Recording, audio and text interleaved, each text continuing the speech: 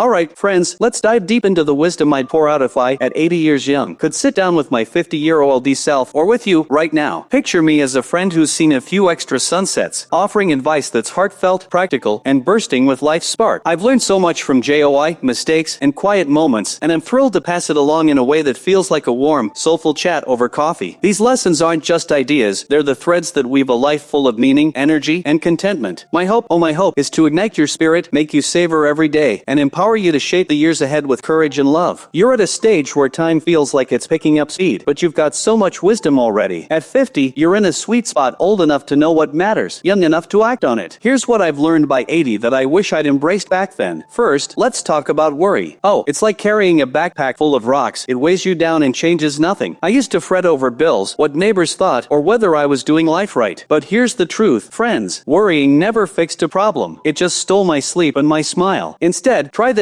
When a worry creeps in, write it down, then ask, what's one small thing I can do about it today? Maybe it's calling a friend, paying a bill, or just taking a walk to clear your head. That tiny step feels like a victory, and suddenly, the worry isn't so heavy. You deserve to feel light and free, so give yourself permission to let go of what you can't control. Now, let's talk about the people in your life. They're like the colors in your painting. Choose them carefully, because they shape your whole picture. At 50, I was still spending time with folks who left me drained. You know, the ones always complaining, gossiping, or making you feel small. I wish I'd been braver about stepping away. Surround yourself with people who make you laugh until your sides ache, who listen when you share your dreams, who remind you of your strength. If someone's energy pulls you down, it's okay to politely distance yourself. Maybe you see them less, or you keep conversations short and sweet. It's not about being unkind, it's about protecting your JOI. And when you find those golden friends, cherish them. Call them just to chat, share a meal, tell them what they mean to you. I've lost dear friends over the years, and I'd give anything for one more afternoon of storytelling over tea. Your time with loved ones is a treasure, hold it close. Health is another big one, and I don't mean chasing some perfect body or strict diet. It's about feeling good in your own skin so you can enjoy life's simple pleasures like gardening, playing with grandkids, or dancing to your favorite song. Movement is your best friend. Back in my 50s, I thought exercise was just for athletes. Then I started taking short walks, maybe 15 minutes around the block, listening to birds or waving at neighbors. It wasn't about burning calories, it was about feeling alive. Those walks turned into my daily ritual, and they kept my joints happy and my mood brighter than any pill ever could. Find something you enjoy. Maybe it's stretching in the morning, swimming, or even chair yoga if getting around is tricky. Just move a little every day, and your body will thank you with more energy and fewer aches. Food matters too, and I'm not here to lecture you about kale smoothies. Think of your meals as fuel for your adventures. I used to grab whatever was quick, greasy takeout, sugary snacks, and I'd feel sluggish, like my spark was dimmed. When I started cooking more at home, simple things like roasted veggies, a hearty soup, or a slice of warm bread with butter, I noticed a difference. My mind was clearer, my stomach happier. Try filling half your plate with colorful foods, carrots, berries, spinach, and savor them slowly. It's not about giving up ice cream or pie, life's too short for that, but about balancing treats with foods that give you strength. And here's a secret. What you feed your mind matters just as much. If you're always watching gloomy news or scrolling through arguments online, it's like eating junk food for your soul. Instead, read a good book, listen to music that lifts you, or talk to someone who inspires you. You're building a happier you, inside and out. Sleep is the unsung hero of a good life. I used to stay up late, thinking I could power through on 5 hours and a strong coffee. Big mistake. Without enough rest, I was grumpy, forgetful, and not my best self. By 80, I've learned that 7 or 8 hours of sleep is like a reset button. It sharpens your memory, softens your worries, and makes the world look brighter. Create a cozy bedtime routine. Maybe turn off screens an hour early, sip some chamomile tea, or read a few pages of a favorite story. Keep your bedroom cool and quiet, like a little sanctuary. When you wake up feeling refreshed, you'll tackle your day with a spring in your step. Trust me, sleep is your superpower. Use it. Let's talk about dreams, because you're never too old to have them. At 50, I thought big goals were for younger folks, starting a business, traveling, learning something new. But here's what I know now. A dream is just a wish with a plan. Want to grow a flower garden? Visit a place you've always loved? Write down your family's stories for your kids? Start small. Maybe you buy one packet of seeds, book a weekend trip, or jot down a single memory. Every tiny step moves you closer, and the journey itself is where the magic happens. I met a woman at 70 who learned to play the piano, practicing just 10 minutes a day. Her JOI wasn't in being perfect, it was in trying. Write down one thing you'd love to do, and take one action today, even if it's just looking up how to start. You'll feel a spark, and that's the start of something beautiful. Caring too much about what others think is a trap I wish I'd avoided. In my 50s, I'd second guess my choices, my clothes, my hobbies, even my laugh, because I worried about fitting in. again. By 80, I've learned that the only opinion that matters is your own. Wear that bright scarf, sing OFF key, share your quirky ideas. The people who love you will cheer you on, and the rest? They're not your audience. Living for yourself feels like taking a deep breath after years underwater. Try this. Next time you hesitate because you're afraid of judgment, ask, will this matter to me in 5 years? If the answer's no, go for it. You're not here to please the world, you're here to be you, gloriously and unapologetically. Forgiveness is another lesson that took me years to embrace. I carried old hurts, things my parents said, friends who let me down, mistakes I made. They were like thorns in my heart. Forgiving doesn't mean saying it was okay, it means choosing to set yourself free. Your parents, your siblings, your old self, they were all doing their best with what they knew. When you let go, you make room for peace. I remember writing a letter to someone who'd hurt me, pouring out all my feelings, then burning it. I never sent it, but I felt lighter. Try it, or just say out loud, I forgive you, and I'm moving on. You'll be amazed at how much space opens up for JOI. Money's a practical piece of this puzzle, and it's not about being rich, it's about feeling secure. In my 50s, I'd spend everything I earned, thinking I'd save later. But life throws curveballs, CR repairs, doctor visits, and a little cushion makes all the difference. Try saving just a small amount each month, even $5 or $10. Put it in a JAR or a savings account, and watch it grow like a seedling. Pay OFF any credit card bills right away to avoid those pesky interest fees. It's not about cutting out fun by that coffee. Treat a friend, but about knowing you've got a safety net. That peace of mind lets you enjoy life without a knot in your stomach. Learning keeps your mind young, and it's one of the most fun lessons I've embraced. At 50, I thought I was done learning and no more school and no more tests. But then I picked up a cookbook, tried growing herbs, even fiddled with a computer. Each new skill felt like a little gift to myself. You don't need to be an expert, just curious. Maybe you learn to knit a scarf, try a new card game, or ask a young relative to show you how to send a funny text. Libraries are full of free classes, and so is the internet if you know where to look. Every time you learn something, your confidence grows, and you're reminded that life is full of surprises. Happiness isn't something you chase, it's something you build, right here, right now. I used to think, I'll be happy when I retire, when I have more money, when things are perfect. But perfection never comes, and waiting steals your JOI. Find small things that light you up, a warm blanket, a chat with a neighbor, the smell of fresh bread. Make time for them every day. I started keeping a tiny notebook where I'd write one thing that made me smile, maybe a bird at the feeder or a kind word from a cashier. Looking back at those pages reminded me how full life already is. Try IT. Today, notice one moment that feels good and let it sink in. You're designing your own happiness, one beautiful piece at a time. Your habits shape your future, so choose them like you're picking flowers for a bouquet. At 50, I had routines I didn't even notice, staying up too late, eating on the run, saying yes to things I didn't want. By 80, I've learned that small changes make a big difference. Start your day with something that sets a good tone, maybe a quick stretch, a moment of gratitude, or tackling one important task, like answering an email or tidying a drawer. I call it starting strong. It's not about being busy, it's about feeling accomplished. And be picky about your vices. A glass of wine with dinner is fine, but if something like too much TV or negative self-talk is holding you back, nudge it out with something better. Habits are like paths in a garden. The ones you walk most become the clearest. Time with nature is a gift you'll never regret. In my 50s, I was so caught up in work and errands that I forgot how good it feels to step outside. A 20-minute walk in a park, listening to leaves rustle or watching clouds drift, does more for your soul than any fancy gadget. If walking's tough, sit by a window and watch the world of squirrels chasing each other, flowers swaying. Nature reminds you that life keeps moving, and you're part of it. Try IT this week. Find a spot where you can feel the breeze or hear birds, and just be there. It's like a conversation with the world, and it always leaves you calmer. Your body and mind are connected in ways I didn't appreciate at 50. If you're stressed, your shoulders might ACHE. If you eat heavy foods, your brain might feel foggy. Listen to what your body's telling you. If you're tired, rest. If you're stiff, stretch. If you're sad, call someone who makes you laugh. I started doing a little routine every morning. 5 minutes of deep BREATHS, a glass of water, and a quick wiggle to loosen up. It's not fancy, but it feels like telling my body, I've got you. You're the only one who lives in your skin, so treat it like a trusted friend. Discipline sounds like a chore, but it's really just promising yourself you'll show up. I used to put OFF things I knew were good for me, saving money, eating better, calling family, because they felt hard. But here's the trick. Start so small it's almost silly. Want to save? Put $1 in a JAR. Want to connect? Send a one-line text. Want to feel stronger? Do one stretch. Those tiny promises add up, and soon they're habits you're proud of. And when you slip up, laugh, dust yourself off, and try again. You're not aiming for perfect, you're aiming for progress. Life's too short to live by someone else's rules. At 50, I felt pressure to act a certain way, dress, my AG, follow a normal path. But by 80, I know the best path is the one that feels right to you. Maybe you want to start a hobby others think is ODD, like painting painting, or birdwatching. Maybe you want to move somewhere new, or stay single, or get married late. Do it. Your life isn't a checklist, it's a story, and you're the author. When you make choices that match your heart, you'll feel a quiet strength that no one can take away. Finally, know that you're enough, just as you are. At 80, I look back and wish I'd told my 50-year-old self to stop doubting, stop comparing. You're not behind, and your path doesn't need to look like anyone else's. Every wrinkle, every lesson, every laugh, they've made you who you are. Celebrate that. Keep growing, keep loving, keep trying. Today is the youngest you'll ever be again, so make it count. Hug someone, try something new, smile at your own reflection. You're writing a beautiful chapter, and I'm rooting for you every step of the way. If this strikes a chord, share it with someone you care about. Let's spread the spark. And tell me, what's one small thing you're excited to do today? I'm Ollie ARS, and I know you've got greatness in you.